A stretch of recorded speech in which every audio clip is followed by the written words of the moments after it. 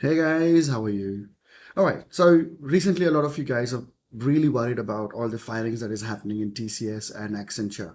So you must be worried, okay, what's the future for IT and is this happening because of AI?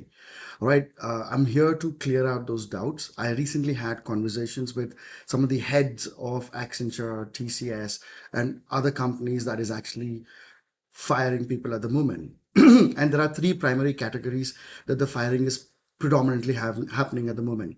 The number one category is people who are above a certain grade where their role has become redundant, predominantly because they're not able to use them with modern technology. So when they were given an option to either resign and take the severance package or upskill, most of them preferred to take the severance package, which was the first round of firing that happened.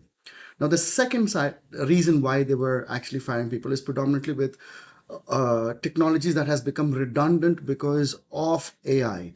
For example, Copilot or GitHub Copilot, or even the DevOps and certain areas of DevOps and the quality, which is the QA, which is where massive firing is happening because there's no room for manual testers anymore. There's very minimal room for quality engineers, which is why the hiring has dropped significantly across all domains. In fact, some of these companies have actually got rid of their entire quality department.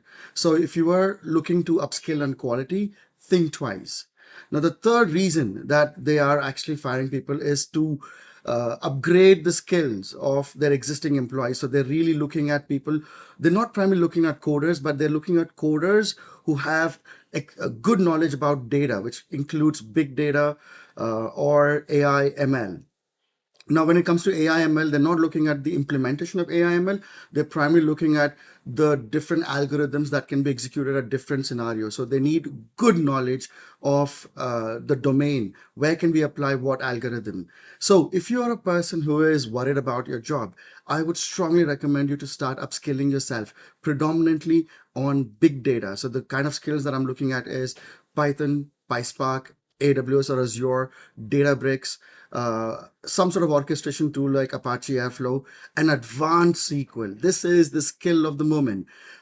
There's more than $1 trillion that has been invested into data centers. And the number one skill that is needed for data centers is actually big data engineers.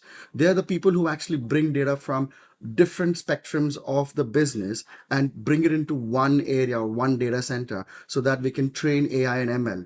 So this AI, ML, data science or data analyst jobs don't really exist without big data. So think about it, and a very simple exercise before you decide on upskilling.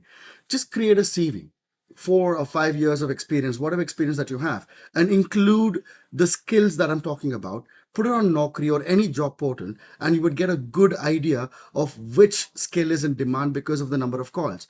If you're getting anywhere between 10 to 15 calls in the week, then that's a winner. If you're getting anything less than 5 calls, I would strongly recommend you to stop focusing on that skill at the moment. Maybe there are other factors influencing this, but one of the main factors that would influence this is the lack of demand for that skill. So think twice before you upskill. Do not waste your money. Do your research and then go and upskill yourself. All right. I'm going to give you more such details, and we're going to be starting off a podcast very soon with some of the biggest leaders in the industry. So watch out for that.